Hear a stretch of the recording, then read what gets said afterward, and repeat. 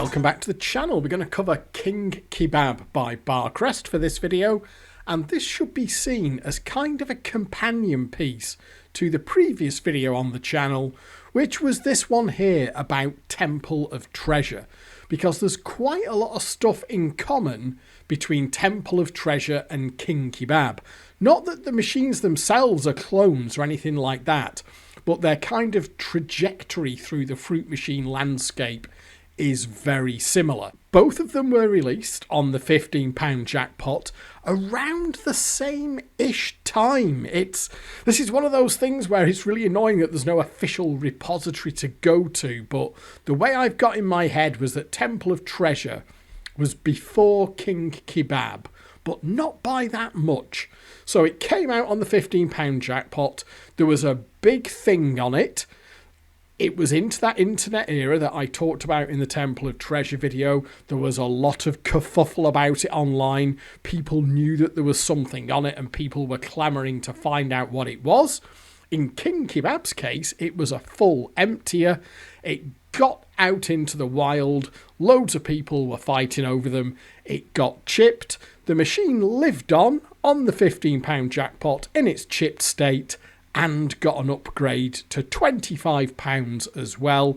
And here in the year 2024, it's one of those kind of semi-legendary machines from this era where, like I talked about in the Temple of Treasure video, we had that real kind of mass exposure to the internet, and there was a lot of interest around this one.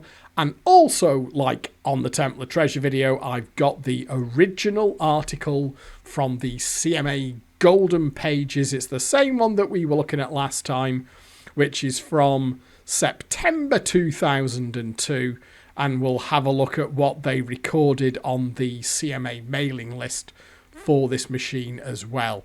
Just to let you know what we're looking at here. Obviously, in the middle, we've got King Kebab itself. That's the machine that we'll be talking specifically about, and we'll have a play on it as well. Off to the right there, you've got its straight clone, which is Austin Powers. That really was just a clone. They've moved things around a bit. You can see they've given us a lava lamp instead of the kebab in the middle. They've changed the feature matrix and so on, but this is a straight clone. Over on the left-hand side, just for kind of interest's sake, is an earlier Barcrest machine called Brainwaves. Now, the reason I've put that one in there is because it's got that same quad lamp arrangement going up and down, because King Kebab and Austin Powers are both really good looking machines, and that multicoloured lamp effect that they've done for the kebab and the lava lamp looks really good. It looks great in the emulator and it looked fantastic on the real machine, but these were not the first machines to do this. It was, as far as I'm aware, it was actually this machine here, Brainwaves. Came out on the £10 jackpot, one of the earlier MPU5 machines, this one. You can see there from 2 or 3 years before King Kebab, running on the £10 jackpot, but they've got the same quad lamp arrangement in the middle there, and it looks really great on Brainwaves too. I'm hard pushed to think of any others apart from these three machines that use that idea, but there we are, we've got them on those three here. Now, let's talk straight away about the Emptier itself, and full disclosure, by the way, these are not the empty ROMs that we've got in the emulator here. Very, very similar to Temple of Treasure. The ROMs for these MPU5 machines were generally kind of, inverted commas, sourced from the manufacturer's kind of bulletin boards of the time. What they'd started doing, once the technology got there in terms of internet access, is they started putting out their ROMs on their sort of company bulletin boards that you need to have like an operator account to log into. And what you could do is download the ROM images, and the operators could burn those new ROM images to the ROM chips and put them into the machines. This is way before the era that we're in now, where your cabs in the pubs are basically internet connected. They got over-the-air updates, games can be changed and removed and added and all that kind of stuff. On the physical machines, back in this era, it was chips into the machine. A tech would have to go out to the machine, open it up, take the sort of program card, the program ROMs off the board in the machine and put the new software in. That was still a thing.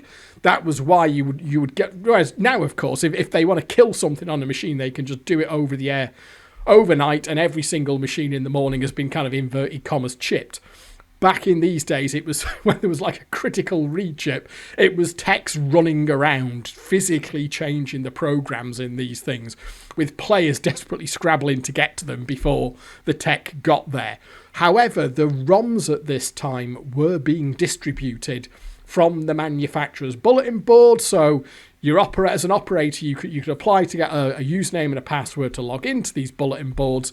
When new ROMs became available, you could download them, and then you could burn them using your own equipment, and then go out and rechip your machines. Now, what happened in the early days of Fruit Machine emulation, by hook or by crook, a few folks managed to get hold of some of these logins or had access to them, and a huge amount of ROMs were hoovered down from all the main manufacturers from their bulletin boards and have kind of been preserved ever since. And even before we even had a version of the emulator that would run MPU5 ROMs, the actual ROM images themselves have been safely stashed away on many, many computers up and down the land, ready to be used in the emulator. However, it was almost always just the latest ROMs that were available from these bulletin boards. Obviously, the manufacturers just want to get the newest ROMs out there. So in the case of King Kebab, once they fixed the Emptier on that, there was a rechip to fix the Emptier. They don't want the empty ROMs out there, and the operators don't want the empty ROMs out there. So what they would do is only ever make the latest ROM sets available from their bulletin board. So it's basically, if you've got a King Kebab, this is the software you need to put in it. And what that meant was that many of these ROMs that were harvested, and Barcrest were one of the main ones in this regard, where we just always seemed to get the later ROMs. By the time these things were all hoovered up, a lot of the rechips were all out there. And that's why over the years, early ROM sets are always quite coveted in the emulation scene, particularly so with Barcrest, because there are quite a few sort of holy grail style ROMs that we've just never got the early ones for. King Kebab, along with Temple of Treasure, I know there are people who have been keeping an eye out for years and years and years for these early ROM sets. We were chatting about it over at Desert Island Fruits just the other week. King Kebab is another one where we've just never managed to get hold of those early ROMs. And in the operator's case as well, of course, they're not necessarily going to keep or archive out the emptiable ROMs for King Kebab because they're of no use to them. They just become obsolete the second that Emptier got fixed. The ROMs with the empty on them become obsolete. There's no reason for kind of anyone to keep them around. So never say never. We have had, over the years on Fruit Machine emulation, we've had all kinds of weird and wonderful ROM sets that we thought have been completely lost to the sands of time. So it isn't beyond the realms of possibility that one day we're going to get the early ROMs for King Kebab where the Emptier works, but at the moment we don't have them. However, we do have a description of what the Emptier was, and I also asked out at Desert Island Fruits the other week just for a bit more information about the King Kebab Emptier, because on the Temple of Treasure video, when we were having the chat over at Desert Island Fruits about it in the thread, because I always start a thread for every single video over at Desert Island Fruits, and also a few of the comments that were left on that video as well, we had there were quite a few people who were saying how they sort of played this machine once it had been chipped. A couple of people said that they actually quite liked it on the 25 because a lot of people kind of left them alone, and if you could pinch a jackpot, obviously on the 25 it was a bigger amount than on the £15 jackpot. There are a couple of people saying that it became a bit more of a smash and grab kind of machine once it was rechipped. The barcodes could still be useful. Filling up the matrix was sometimes a way that you could steal a quick jackpot and that sort of thing. So I thought that would have been useful stuff for me to have before I made the video about Temple of Treasure. So what I did this time around, before making the King Kebab video, which I'm doing right now, I started a thread over at Desert Island Fruits. You can see there just a week ago as I record this, asking for a bit more specifics on the King Kebab Emptier. Partly because I wanted to hear it from the horse's mouth, as it were, and partly because the CMA is a little bit vague. And the entry here is slightly annoyed as well. You can see here that the description here is making it clear that they're not very happy about this. So you can see there, sadly, some idiots decided to post it for free around the net. Although most message boards removed it, the trick can now be considered almost dead. Many pro players worked out this Emptier by themselves, myself included, and got upset when it was distributed for free. So what they're saying here is by, and that gives us a nice handy date, of course, by September 2002, the CMA considered this method so dead that they just put it onto the golden pages. I've said before that generally speaking, when a specific method, like a trap or an emptier or something like that, by the time it was put on the golden pages, you could be sure that it was dead out in the wild, which was not unreasonable. I mean, the CMA, I can't remember what it cost to join. It was like 85 quid or something. It wasn't that much. So they weren't going to put all the brand new Top Boy information on the golden pages. That they were sort of technically paywalled, but I think it was just a username that you got, a username and a password, or it might have even just been like a sort of secret link, but there was nothing stopping it being passed around. So even though the golden pages were ostensibly private, they weren't exactly top secret. So there was a lot of eyes on the golden pages. So for this to actually be posted here, you can be absolutely sure that by September 2002, King Kebab in its emptiable form was long gone. Now, the empty description here does mention that it's about the barcode and which one to take, but it seemed a little bit vague to me, and I wasn't fully understanding how you got the barcode, and it was too long ago for me to remember. And also, again, like Temple of Treasure, this was another one where I never had unchipped ones on the Isle of Man. I did have the method. Somebody had told me the method back in 2001, but we didn't have any of them here. By the time they did turn up, we did get some King Kebabs here, but they were all chipped by the time they arrived, just like Temple of Treasure, so I never got to do a real one of these unchipped. So that was where I started the thread over at Desert Island Fruits, just to ask for a little bit more information on the Emptier. And thank you to all the folks who see there. We had a nice little chat about it. Got some particularly good information from, who was it? It was Mikey Monster there, Logopolis, Altered Emu, Graham the Goldfish. And down at the bottom here, we have Reg Tang as well. And what it basically comes down to is, yes, it is the barcode, but you are going for let 'em spins on the barcode. So essentially, in normal play, you're not on the feature, just when you're playing in the base game here, spinning the reels, you've got your holds, your nudges, you are going for let 'em spins on the barcode. The barcode, it's the standard one. It's 3-2-1, treble, double, single, or single, double, treble. You go for let 'em spins on the barcode, and then a couple of the barcodes are £15 capable. One of them you need to be pretty good at, and one of them is a kind of, you'll be able to get it about maybe 2/3 of the time. But essentially, the barcode is jackpot capable, and for some reason, the machine just doesn't block it at all on let 'em spins. And it will, not all the time, but it will regularly, reasonably regularly, give you let 'em spins on the barcode when it just shouldn't. It just doesn't seem to see it there. It doesn't seem to recognise it as being enough of a risk. I mean, Mikey Monster there is suggesting that maybe it's a little bit like overload. There is a video on the channel about overload where the machine just doesn't seem to see the barcode. What he's suggesting there is that maybe it doesn't assign enough value to the barcode, and so it allows it to happen when it shouldn't. But going through the rest of the chat there, it just seems to be that it doesn't see it at all. Like, I mean, Graham here is saying that it was specifically for barcodes, like it wouldn't do it, even if there was just a low win there, or numbers on the reels would give bonus or feature entry, but it would give let 'em spins on the barcodes on a machine that there was otherwise on its arse. One thing that Reg Tang has noted down at the bottom there, that he reckons it used to give let 'em spin on the barcode about half of the time.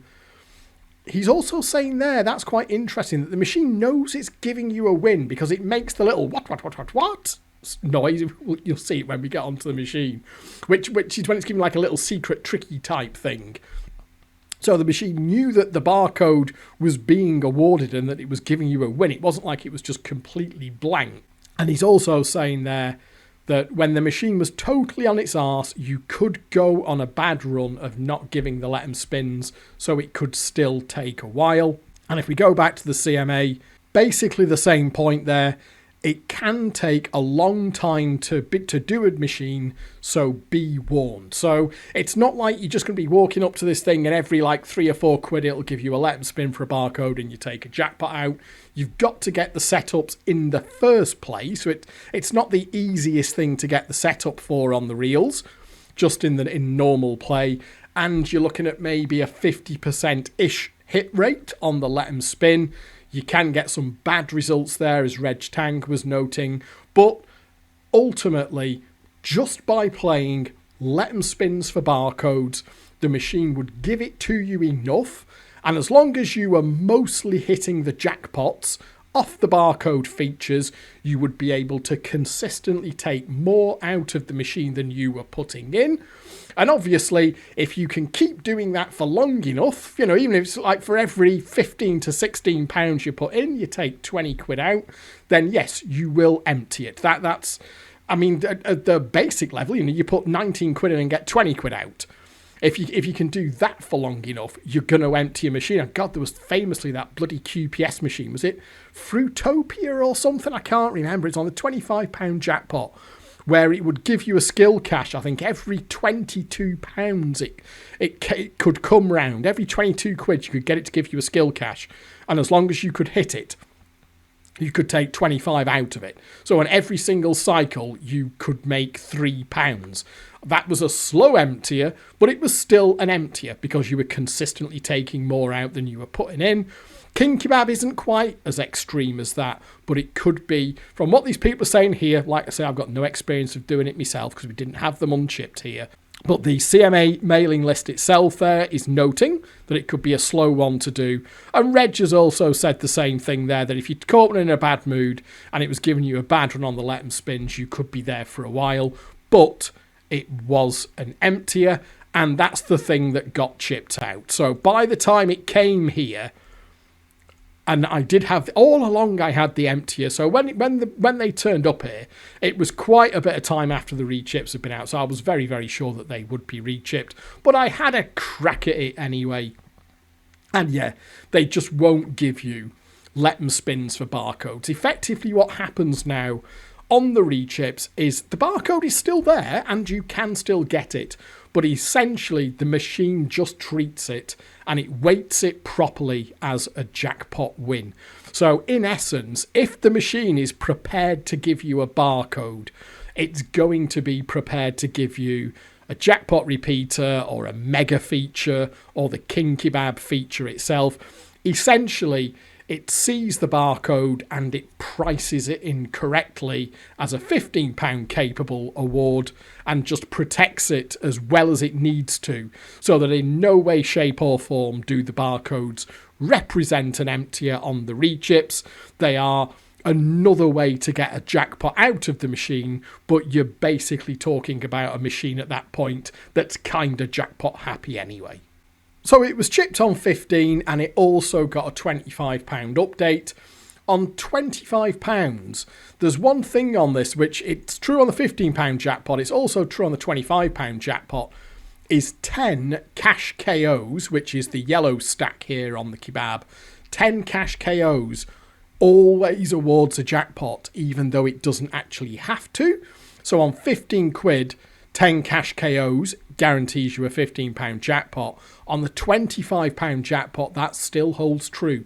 10 Cash KOs will always hit 25 quid at some point, even though there are more than 10 awards. And what the CMA is noting there is that 10 Cash KOs can be quite a good way to get a sort of shortcut to the jackpot, because even though it knows it's a jackpot, it can, and you will see this when you're playing it, by the way, it will sometimes start giving you full stacks before it's really giving you King Kebab or Barcodes or mega features or anything like that. Not to suggest that it's any kind of empty or anything like that, but on the £25 jackpot, 10 Cash KOs, if you could just pinch that, could be a nice way to get 25 out of it on that update. And there is one extra little note there saying the barcode seems to be blocked after program 1, so that if you do see it offered from nudges, it is likely to be flying. So if we open the doors here just to have a look, which program, obviously we're on a £15 ROM, but can you see we've got 1.1 there, and on the CMA they are talking about 1, which I'm assuming means 1.0. Remember, Barcrest, they start down at like 0.1 and 0.2. So 1.1 is going to be a late ROM. So when they're saying that the barcode is blocked there, it doesn't mean it's blocked completely. You can still get it. But like I said, you're playing a jackpot happy machine at that point, which they're saying there, it is likely to be flying. So yes, you can still get the barcode, but it doesn't represent anything like it did on those early chips. Now, one thing that we can do is take a look at the barcodes though. Now, the way that I'm going to do that here is just open the doors rather than sort of go through them all one by one in normal play. Because like I said, you basically need to get it jackpot happy to get a barcode. But what we can do is put it into test mode here. And then, and I think, there we are, we can just move it around and we can have a look at what the barcodes actually are. So there we are, let's get... There we are. Just remember which buttons to press in test mode. There we are. So what we can do, there's only going to be 6 of them, isn't there? So what we can we can slightly cheat. So there's the barcode, far easier to get in test mode than it is in real mode. Now then, shall we just go? Now then, if we look at the, I can't remember which was which, to be honest. Let's have a look. So, you know what? There we are. Plans, eh, Degsy? That'd be a good idea, wouldn't they? There we go. Right. There we are. Let's do it like this. So then. So can you see there it's saying that 231, and I think the other one is 321 was one of the other ones. But let's just go through them all in order. So we'll do 1, 2, 3. So mix and match. Obviously that's going to be no good. So that's going to be no good for a guaranteed jackpot, is it? There we are. So we can see there that 1, 2, 3 is a total bust. That's no use to us. So let's just do our scan the machine again. Let's do it like this. So get it round again. So 1, 2, 3, absolutely no use. Well, thank you very much. We'll just do that again. Now we'll go 1, 3, 2. See, big money again. That's, I mean, okay, it could hit the top. There we are, 8 quid. Now, you see here that this is not going to be useful to us. If the machine can play, I think we should just let us... slightly stuffed it there. You can see there that what we need from this barcode is to be able to reliably hit 15s on it. So getting a £5 or 8 quid or whatever it may be isn't going to cut it. So neither of the ones that start with 1 there are going to do it. 2, 1, 3... See, fruit shooter. Now that's no use either. You can't knock the reels out there either. So there we are. These barcodes are really shite, aren't they? So now then, this next one is supposed to... Oh, thank £1 plus repeat chance. Now, obviously, this is great for us here in test mode, but you can imagine that on the real machine, these barcodes on the unchipped ones, on the emptiable ones, these barcodes could be costing you a few quid to be coming in. So hitting these random, you know, 2, 5, 8 quid, that's no good. We need something that's going to hit us with 15 quid. So let's go 2, 3, 1. Now, this is supposed to be... Now, I have had a look at this. I'm not going to be able to do this, but this was one of the ones. See here, now, Logopolis was saying over on the... Oh, you fucker. Oh, fuck it. This is harder on the emulator than it would be on the real machine because you've got your keys all over the place. Now, this is one of the ones apparently where what you could do, and Logopolis, for fuck's sake, Logopolis mentions this. On the real machine, what they worked out was that you could just hold down all the buttons. If we go and see what he said here. So, that was the only way we knew how to get a jackpot. Believe it or not, nobody knew about holding down all the buttons. I think Logopolis has actually got his barcode slightly mixed up there. I think he's got 231 and 321 the wrong way round, because the one that we just took is 231, and that's the one where you would be holding down all the buttons. So 231 is the one that people worked out. That, so if you just like lay your arm across it, or both arms across all the buttons there, it would hit the button as soon as it lit. So that made that one a guaranteed jackpot. But before they worked that out, it was 321, which was the other one that you could get a jackpot out of. And I'll just show you that one now. So let's do... Well, we'll do 312 first. Then we've gone through them in order. So we'll do 312. Ah, now this is the one. This is the one where you can get the jackpot. There, like that. So that there, you can see, you should be able to hit. Let's just try that one again. That was 312, wasn't it? Code. There we are. So there we are, that one. So it goes a little bit back and forth, but you can sort of hit 15 off that. And then we'll go 4, 3, 2, 1. Just bring it round one more time. There we are. Code. And let's have a look at 3, 2, 1. Oh dear. Right. Oh God almighty. We'll have a go at it. Let's go for more. Right. When I'm going to crap out on this. So this is where a mobile phone would come in for this, wouldn't it? People would have had, if you had one of your Nokia mobile phones at the time, you could have done it that. Oh. Well, that was easy, wasn't it? So I would imagine that this is one that people use their mobile phones for. Oh, Jesus. Oh, fuck, right. Stuff that. So that would work, wouldn't it? I think that would work. So I'm not entirely sure, because we've got some slightly different reporting from the CMA and from Logopolis there. But you can certainly see there that only a couple of those barcodes are basically consistently jackpot capable. The Striker Light style one, which is... That was 231. So, okay, this is the one. 231. That's the one where you just hold down all the buttons with your arms. And then every single time a light, you just immediately hit it and you climb up all the way to the top. I can't really see an easy way of doing that in the emulator. I don't know how many bloody keys my... in fact, I'm going to run out of fucking fingers. You get the idea. That would be easier on the real machine. And then the other one, I think that Follow Me could do it. If you used your phone for it, that Follow Me could do it, couldn't it? That would be a possibility. And then you've also got... I think this 312 is a pretty good bet.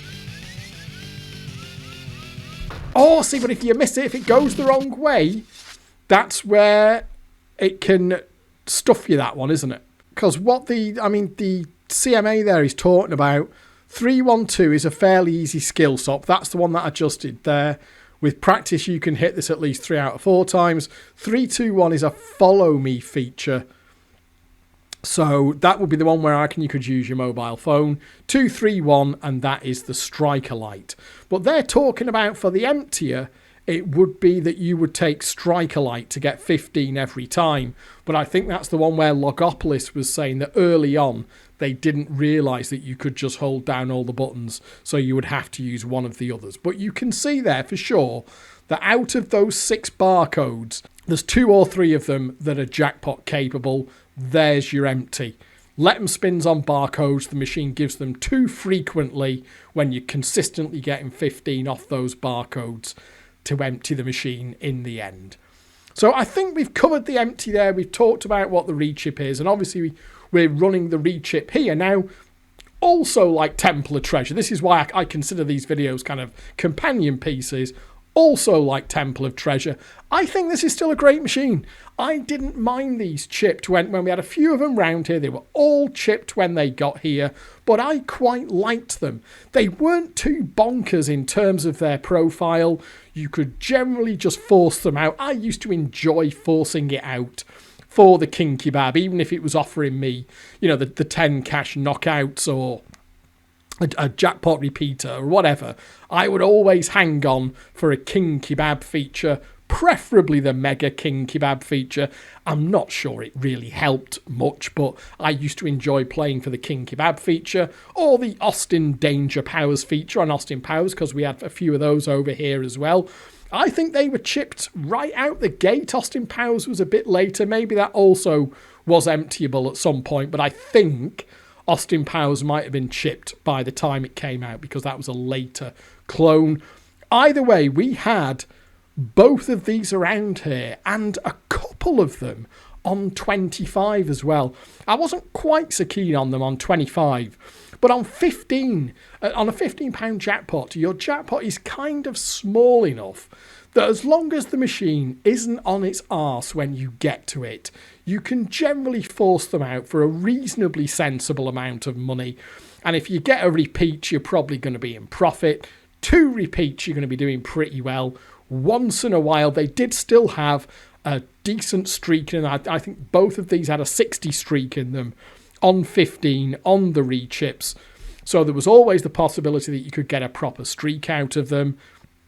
And with the emptier gone, you didn't have to worry about the fact that they might have actually been emptied. So this, for me, is another machine, very much like Temple of Treasure, that remained playable, remained good fun, from an entertainment perspective, but also from a player perspective. I didn't mind these at all on the rechips, and I used to quite enjoy playing them as well. Barcrest were super, super hot in the £15 era. Really great machines. I mean, you can see here in the emulator that quad lamping works really well. They had great sound and music packages. MPU5 was a brilliant tech. It was really fast and smooth to play. And here in the emulator, that all comes through as well. These are enjoyable machines to play in the emulator, even if we don't have the emptyable ROMs for them. But I'm going to go in on the 30p £15 ROMs here, and just for the sake of it, let's force it out. I have played, this is one that I played quite a lot since the layout was released, even though it was known right from the start that these were non-emptyable ROMs because they've never turned up. I'm more than happy to play this one in its chipped state. Now, the way that I always used to play this for real was you turbo gamble up quite a way. What you're waiting for it to do is being willing to turbo gamble up to £5 or £6. Don't bother going in. I was thinking if I could use the nudges there to get a bigger bonus, but no. So when it's losing down, you know what? I actually possibly went a little bit too far there, but this is how I used to play the real machine. Is you would try to, when it's on its arse, by the way, it won't do that. The turbo gamble will just keep losing down here. It gives you the option to exchange into the feature, but it will just keep dicking you around. We'll go for the bonus there. It will keep dicking you around with turbo gambles that lose low down. It'll put you in. Oh, that's nearly a guaranteed jackpot there. One more is a guaranteed jackpot. So yeah, the way I used to play this for real, you'd have a few quid and just see what the turbo gamble was doing. If the turbo gamble just keeps dicking you around down at the bottom here, give it a few quid. If it's not having it, there you go, that's a jackpot now. I could take those cash KOs and that would be a jackpot. But what we'll do is oh no, that could kill me, by the way. Okay, that's giving me a continue. So it will get bored with me doing this, by the way, and it will kill me. Oh, now then, the way to do this, there's two of them close together, so you time it off the first one. There you are, like that. And you see there, you get the little bulb behind helps you. So that might give me if that gives me extra kebab. Extra kebab.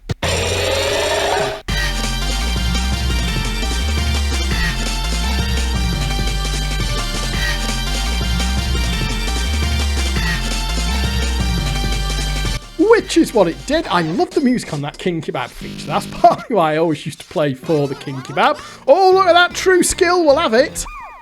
There we are. So that's another 15. Thank you very much. There we are. Could do another one if it wanted to. No, it hasn't. Right, okay then. Fine. So that was all right, wasn't it? Let's just see if it's got any more life in it. We can get a bonus there. Any chance? No. So yeah, it was one of these machines that I found it was fairly easy to read. It had when it was on its arse, it was easy to see that it was on its arse. There was no reason to get more than a few quid in it, and if it was just pissing you around with shitty feature entries and turbo gambles that were losing all the time, just take a bloody 3 quid win or whatever it was and walk away. So you didn't have to take too much of a hit on it. If it had a bit of life in it, in my experience, you could generally force it out for a King Kebab and you'd almost always win a few quid or get your money back, which I would consider to be a reasonable result. And then on the 25 jackpot, yes, if you can get the 10 Cash KOs, that is a nice shortcut to getting the £25 repeater. I don't know why I shouldn't have gambled there, actually, should I? So we're back in. Now, what you might find now is it'll go into Dicky Turbo Gamble mode. Let's see. Oh, see there? Yeah, once it starts getting up to £3 and £3.60, I used to consider that it was kind of getting on the line. I mean, that's still not too bad there. It was winning a couple of gambles. So it's not absolutely on its arse, but it does give you, or my feeling was that it gave you a pretty clear sign when it wasn't going to have it, because you just weren't getting anything off these gambles down here. See, like that there, if it does that a few times. Let's see. Oh, see, yeah, like that. I mean, what we could just do, see if we see there how fast and slick it is to play. You forget now, if you've been used to playing bloody Betcoms, because I mean that was mostly what was left in the pubs, wasn't it? Towards the end of the life of the compensated AWP. Remember how clunky Betcoms could often be at both the software and the hardware level. You know, they're incredibly unreliable note changes and other mechs and all the rest of it. But also they were just kind of, you almost felt that old code in there was really clunking around trying to cope with the £100 jackpot or whatever else it was doing. Whereas here, in the MPU5 era, and to be honest with you, MPU4 as well, Barcrest games, they played so slick, they were so smooth to play. They are actually just enjoyable to play, even in the emulator, because obviously there's no money at stake when we're playing in the emulator. We can never lose anything, but we can never win anything either. But they're just a joy to play, they really are. But you can see here now, after I've taken that 30 quid, the gamble here, this to me, if it was playing, see, and then you go into, this is the problem with the low down feature exchanges, by the way. It almost always just cocks you off. It'll give you a couple of ads here. It'll change the colour of the kebab a couple of times. If you go to a feature offer, it'll just be a normal feature. It's not going to give you the super features and the mega features. That's the advantage of going in with the big exchanges. Because the higher up your kebab is, the more chance there is of getting. That might well kill me. Oh no, roll even. There we are. Can you see there? What a waste of time that feature was. So if this thing had been playing as it has been since I got that 30 quid, I'd have probably tried a couple of these features, a couple of these turbo gambles, and maybe just collected 3 or 4 quid off a board and walked away, because you most likely weren't going to win any money on it. But what we'll do, just for the sake of this, let's play it round. We can do this in the emulator, because we're not losing any real money to do this. And because that jackpot is relatively small, it shouldn't actually take too much just to play it round to a happy-ish state again. And what we'll do, let's try and go for a jackpot and see if we can get the jackpot repeat sequence out of it. I mean, it doesn't. I missed the feature there. It doesn't really matter. But you'll see it happen here in real time as the machine gets a little bit of life into it. This turbo gamble, that's going down. Oh, and then, oh, you know what? I shouldn't have even exchanged the feature there. Okay, let's just see. Okay, so we'll go for the +3. The bonus is quite good on this, but we need to get our kebab up there. But honestly, it's very unusual. It's very, very unusual to end up. I'm not saying it can't happen, but it's unusual to end up with anything off those low down feature exchanges, which is why you really want to get the machine happy enough so it's turbo gambling up to like 5 quid or 6 quid and exchange him from there. And exactly the same on Austin Powers, because it was a clone. So we've had a King Kebab. What we'll do next is we'll go for a jackpot repeater, and then I will wrap this one up. Well, let's see what... We've got 2 bugs. No. We might have to put a little bit back in now. Yeah, you see very, very clearly what it's doing now. But we'll stick with it. And what you're also going to see, by the way, is that we're not going to get a barcode whilst the machine is in this. Oh, there we are. When it does offer me a barcode, it's going to be jackpot happy. But that's not bad. So where is that? See, none. So you see there, we've got the... One of the features is a soup hold. Oh, that's nearest win. Okay, so... Oh, see, we need to get that... Oh, that jackpot's just in the wrong place. Oh, don't you dare. Oh, it can be quite harsh, the mystery. Old Donna there, she can be a little bit kill happy. But it is getting a little bit of life in. For it to let us do that turbo gamble there, it must be starting to get a little bit of life into it. So hopefully it won't make us wait too long for a jackpot repeater. But what I would say on this video is have a go at it. This is still, don't be put off by the fact that we don't have the emptiable ROMs. Ooh, I want 240 or 3 quid here. There we are, that'll do. Yeah, don't be put off with the fact we've only got these. Go on. Oh, I'll go push one more. There we are. Right, okay. Now you see the machine's getting a bit more life into it now. We're probably not a million miles away now from it being... Ooh, extra. It could force a King Kebab on me here, innit? And I want... if I could get a jackpot in view there, that would do it. Oh, bollocks. There's no fucking hell. How... Oh, now that one's not too far off there, is it? I think this might kill me, No, we've survived. I am slightly running the risk of getting a jackpot. Oh, yeah, it's a crazy cash type thing, isn't it? Oh, I've got an extra life, though, haven't I? There we are. Oh, no, we can get it off that now. Here we are. So I did say we've had the King Kebab, so let's have the 10 Cash KOs. And what you'll see here, there's considerably more than 10 values there, but 10 knockouts guarantees. See, if you didn't know that, you might actually be tempted to catch, to collect the 10 quid there, because there's, how many are left there? 3, say like 12 or 11 values. But if you know... There you are. It always does it. King Kebab!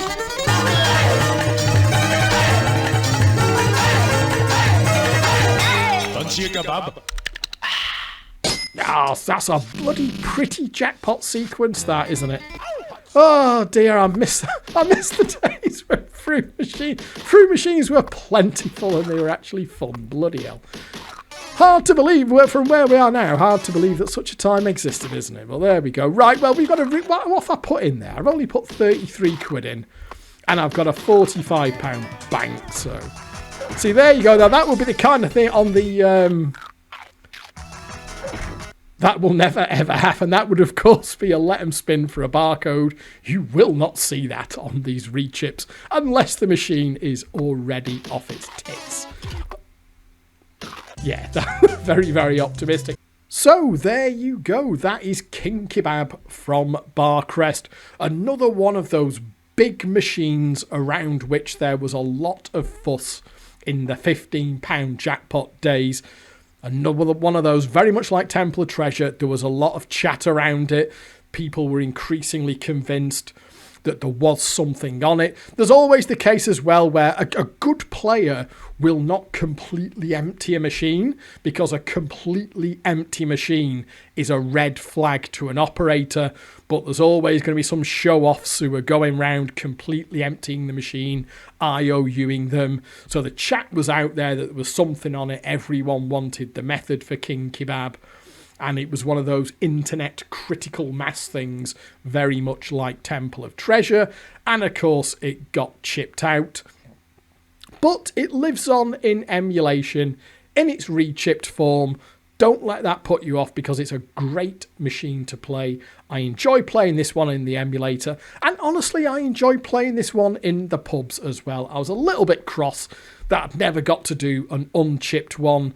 But the machine was not like the Vivids, you know, like your pie factories and all them lot. Once the Vivids got chipped, they were just shite machines. It was very, very hard to make money on a chipped Vivid because of the profile of the machine. And once that method had gone to sort of double jackpot them, they were just garbage tier machines, really. Whereas these Templar Treasure was another one. I didn't mind that on the rechips. King Kebab, Austin Powers, I didn't mind these on the rechip either. They were still great machines to play, and they also had those fantastic, the visuals and the sound and music package, that fast, slick gameplay that Barcrest was so good at in the £15 era was still very much intact. So I like these for real, and I love playing them in the emulator as well. So there you go. King Kebab, it was about time I got that one done. So, thank you very much for watching. Do hope you've enjoyed this video, and I'll catch up with you next time. But for now it is goodbye.